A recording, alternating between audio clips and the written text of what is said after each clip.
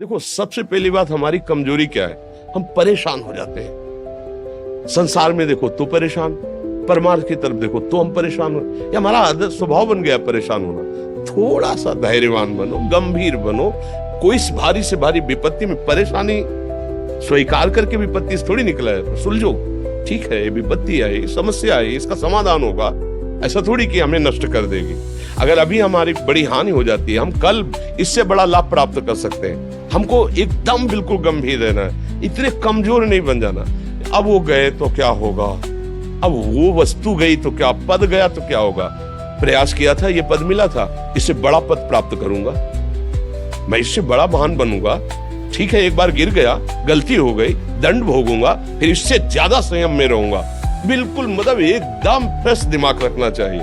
पर अपने लोग क्या है, जरा सी बात में एकदम पछड़ा कर लेते हैं, एकदम कमजोर हो जाते हैं। ये बिल्कुल ठीक नहीं है। हम जीवन भर की यात्रा की बात कह रहे हैं, भारी से भारी कष्ट में भी मुस्कुराना, तो हमें बल मिला है, हमें भगवान की कृपा का दर्शन हुआ है, हमें उनका दुलार दिखाई दिया है। अगर ऐसे तो भाग जाते फिर परमार्थ में थोड़ी चलना होता है।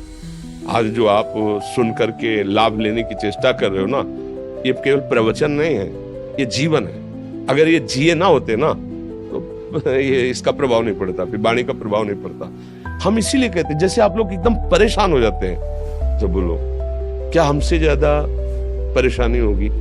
दोनों किडनी खराब, दवाई लाने के लिए पैसे नहीं, पानी रखा है हम उठ के पी नहीं सकते, भीषण शरीर में कष्ट, भीषण बुखार, क्योंकि किडनी फेल, जरा में बुखार, खाने को क्या, रोटी मांग के लाओ। अगर वहां सब्जी मिलती तो लाल मिर्च ऐसी पड़ के मिलती थी कि वो पा नहीं सकते थे। आप सोचो, पानी लाना है तो मुझे लाना है, पीना है तो मुझे पीना है। अगर मैं हारता तो कहां पहुंच जाता, क्या स्थिति होती? नहीं, मरना है। पर कदम पीछे, कोई दिन ऐसा नहीं जिस दिन सेवा ना की हो, जिस दिन सेवा ना गए हो। गुरु जी की सेवा में जाना है, पहले अपने को स्वस्थ साबित करना है, नहीं वो सेवा नहीं लेंगे। तुम बीमार हो, तुम कष्ट में हो, ऐसे उनकी दृष्टि परेशान पे उनकी सेवा की, आके लेट गए। फिर हिम्मत की, अपनी श्री जी की सेवा की, मधुकरी नहीं गए, 3-3 4-4 दिन भोजन नहीं गए, पर सेवा नहीं छोड़ा, दिनचर्या नहीं छोड़ी।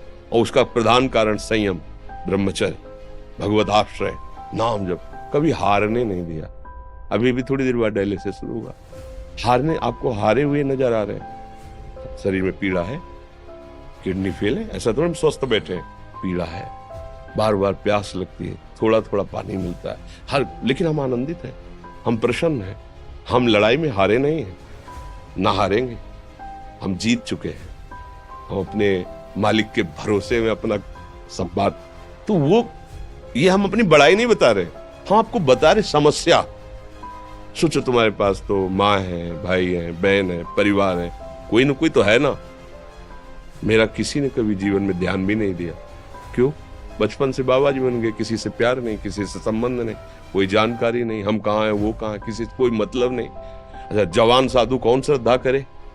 कभी गांव जाने की हिम्मत नहीं पड़ती कि रोटी मांग ले, पता नहीं लोग क्या सोचेंगे, क्या भावना कर ले। हम दरवाजे पे खड़े हैं, क्या कैसी भाव, जो हमारे सामने आकाश वृत्ति से आया यौवन अवस्था में, वही पाया, अन्यथा भूखे रह गए।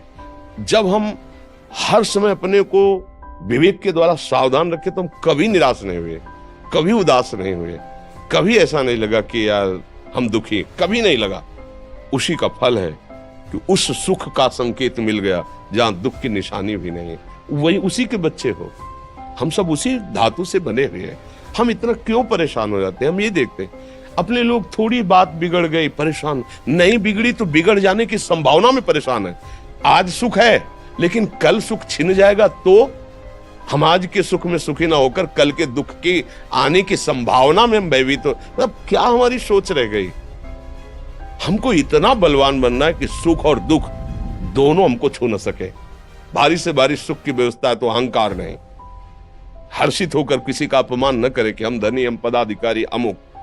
भारी से भारी दुख आया तो हमें किसी के सहयोग की जरूरत नहीं, हम फिर अपने कदम बढ़ाएंगे, हम फिर जुड़ी हुई अपनी भावनाओं को सजाएंगे।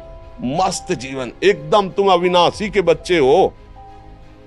शेर का बच्चा भेड़ों के बीच में फंसकर म्यों म्यों बोल रहा है, बस अगर दहाड़ना सीख जाए तो कोई भी उसे परास्त नहीं कर सकता। ऐसे भगवद अंश, तू प्रपंच में फंसकर अपने को इतना दीन क्यों देख रहा है? तू ऐसा है कि भगवान के दिव्यास्त्र में भी ताकत नहीं तेरे को मार सके। तू अविनाशी का अविनाशी बच्चा है। विनाशी भोगों को, विनाशी शरीर को मैं मान के इतना भयभीत, इतना दुख ठीक नहीं। ये सबके लिए, केवल एक के लिए नहीं। आप समझो, आप लोग सोचते हैं हम गृहस्थ होकर भला ऐसी स्थिति कैसे। जनक जी सुखदेव जी के गुरु हैं और राजा हैं, महल है, रानियां हैं, नौकर है, चाकर। क्या सुखदेव जी जिनके शरीर में लंगोटी भी नहीं है, दिगंबर, परमहंस के गुरु हैं जनक जी जो राजा हैं। समझो, आप ऐसा ना सोचे कि हम नौकरी कर रहे हैं, हम संसार में, हम गृहस्थ हैं, हम आध्यात्मिक की ऊंचाई पर नहीं चढ़ सकते। नहीं, आप एक सरकारी नौकरी या आप किसानी या व्यापार करते हुए आप एक अध्यात्म की ऊंचाई में चढ़ सकते हैं। और अध्यात्म ही है जो तुम्हें इस माया के दुख सुख से ऊपर उठा सकता है। दूसरा, चाहे जितनी संपत्ति आ जाए, आप सुखी नहीं हो सकते। सब देख लो, आंख खोल के देख लो। अध्यात्म ही है जो तुम्हें हर कष्ट सहकर मुस्कुराकर जीने का रास्ता बता देगा कि आप आनंदित हो जाओगे। कुछ नहीं बिगड़ा। अध्यात्म है तो कुछ नहीं बिगड़ा, अध्यात्म नहीं है तो कुछ नहीं बना, कुछ हाथ नहीं लगने वाला।